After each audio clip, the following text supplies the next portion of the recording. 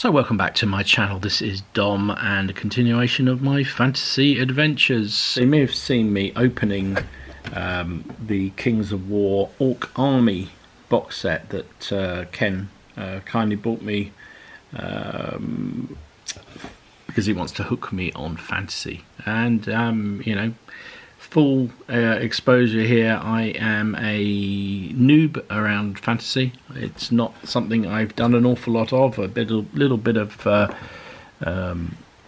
Saga Age of Magic, and that is it. And he thought it was hilarious to try and get me into fantasy.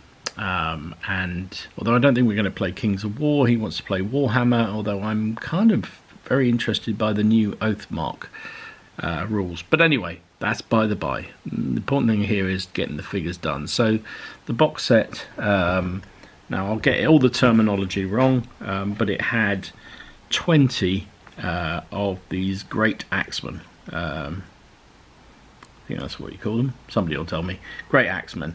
I just made up the first 6 of them, so I thought we'd take a look at them. They are... I'm just going to find one of the sprues. They come on sprues. Here we go. So they come on sprues like this. 2 figures on each sprue. They've got only 2 different head options, which is a shame really. Could do with a couple more really. But they have got 1, 2, 3, 4 different arms, considering one of them already has a pre-molded arm. So you can get a little bit of variety. You can see here these 6, I've got them in different positions. Now the only problem with, and I'm not the best model maker, is that often the hands don't seem, I can't quite get their hands to grip correctly. So I don't know whether you can see on this guy, he's sort of holding it in the side of his hand rather than the actual hand. Now this guy here, holding it perfectly right. So yeah, they go together pretty well. There's not an awful lot of mould lines. I need to just touch up a bit on these. And they give a little bit of variation. They're on their square bases that they give you. Got to be careful about how they fit together. So that's one thing to be careful with when you're putting together. But I think they're okay. You guys have to go at the back and that one have to go at the front. There you go. So I'm quite pleased with how they came out. They are quite thick sprues, so you'll need a really good sharp pair of clippers or risk ripping your hand open with your scalpel. So be careful with that. But next up we're going to varnish them and start painting. So I've been working on the skin tone for these first 6 orcs. And I kind of thought long and hard about what I'm going to do with them before I started, and that's always a good idea about anything. I mean, when I'm doing historical figures, I research what I'm going to do, and I have a good plan in mind about what they're going to look like. Sometimes I'll just wing it, but generally, you know, they're within some sort of constraints what I'm looking to do. And I've been looking at people's different styles of painting orcs, of which there seem to be a myriad. I mean, the consensus is green skins, right? But you see a whole sheen of different colours of green, and I didn't want the super bright green, and so I picked on this way of doing them. You can see that it's a sort of fairly subtle green, I think, but green nonetheless. So, and I took this technique from seeing somebody else's video, and I forget who it is. I can remember, I'll put it in the description down below. But somebody's got thousands and thousands of views, so it's probably somebody you'll look at anyway. But remember, this is all new to me. So I used this stuff, Citadel Contrast Plague Bearer Flesh on my grey background. So light grey background. Well, you can see that this is Halford's light grey primer. Just filled in all the colours using that plague green, which gives it a nice, interesting colour, but allows the grey to come through. And then once that had dried thoroughly, went for a Citadel shade, which is something I've never used before. Belin BL tan green, over the top of the flesh, and that's given me this sort of quite nice dark shaded green as the base, and I quite like the effect. I think it's obviously green but not overly shiny or bright, which is what I was trying to achieve. So that's the first stage done. Better get some I guess some of the, I'm trying to work out exactly where the different bits of what's armour and what's cloth and what's leather on here, but next up, if I can work it out, I'll do the cloth next. Back in a bit. So I'm continuing to work along with these orcs. You can see I've finished, hopefully you can see there, I've done the base colour for all the steel. I have to say I found it really hard to see where the various items of clothing started and finished, where the armour started. At one point I wished I just blacked the whole thing and then just picked out the armour separately and then the leather separately, but I decided to go with this sort of red tunic, I guess, which I've used contrast blood angel red. I've used one of my usual technique now for doing armour. I used contrast basilicum grey as the sort of base metal, and what I'll do then is dry brush that with the silver. So I've done all that. The weapons, I've done that. The helmets, I've done that. They've got sort of, you can see under here, they've got sort of breastplates, which I've done that way, and I've done they all seem to have these sort of wrappings around the lower parts of their legs, as well as some plate armour like shin pads. So I've used the leather, which one is it? Snakebite leather contrast paint for them, and a couple of them have, where are they? This guy, it's got gloves, well, gauntlets, so I've used the snakebite on that as well. So yeah, they're coming together all right. I say I found it really awkward to find the right colour scheme, or right sort of elements to paint what colours. I've also used contrast black Templar.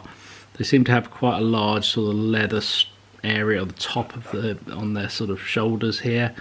So, and it seems to stand out from the rest of the tunic. So I've done that black. We'll see how they turn out when I've inked them a bit and tarted them up. So next thing I think is going to be I'll probably dry brush them next with the silver, just to sort of bring out the armour.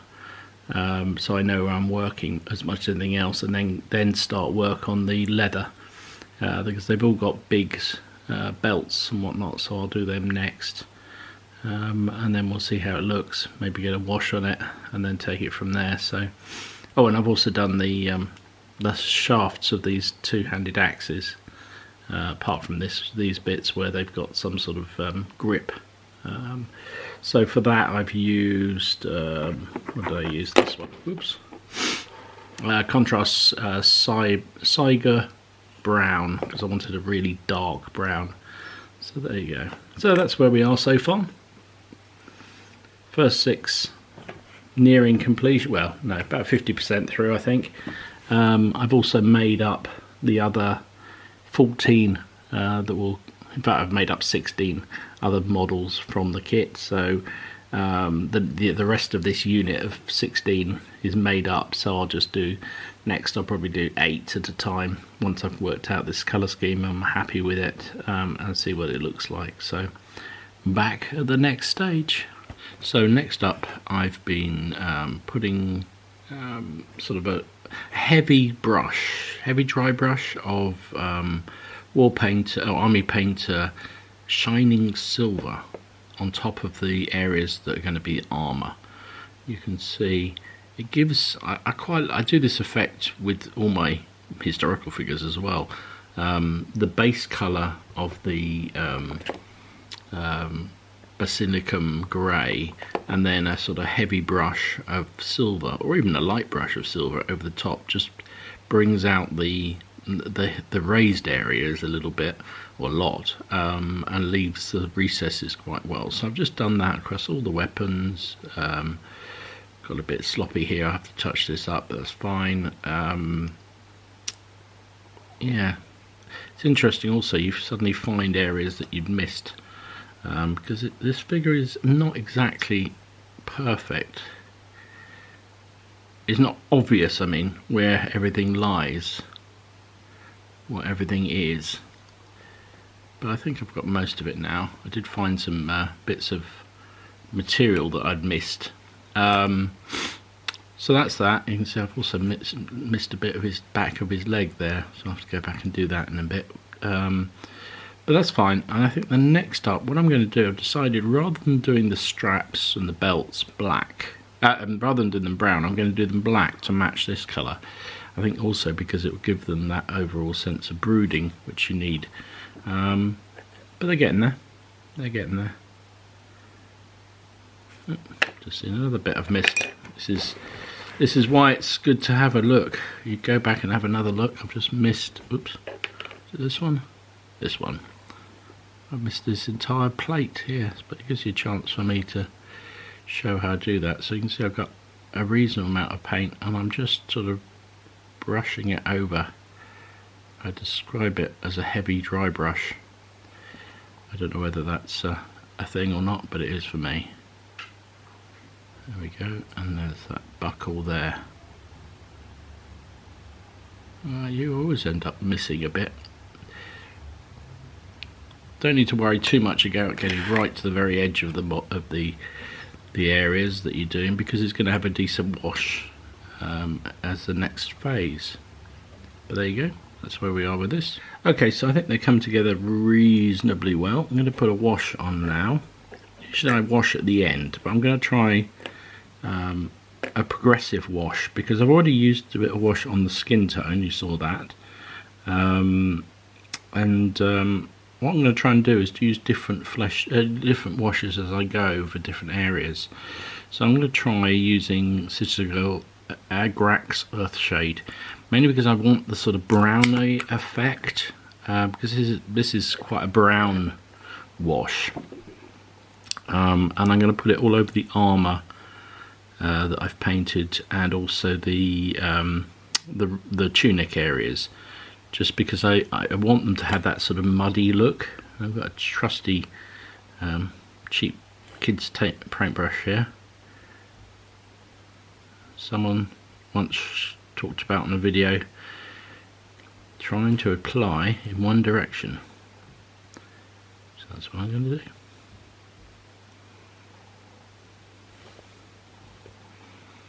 Can't do one direction down here. I'm just going to localize it. I'm not going to put it on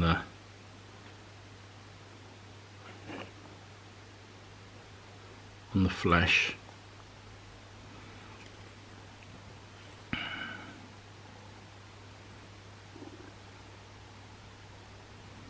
So hopefully this will give it a sort of weathered look, which I want.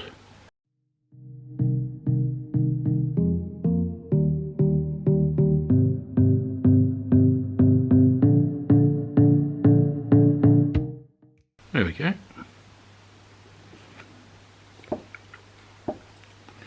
And just do the rest and leave that to dry. Okay, so there we go. These guys have been done. You can see they've been varnished, which has had the double effect of protecting the figure, but also sealing in the stones.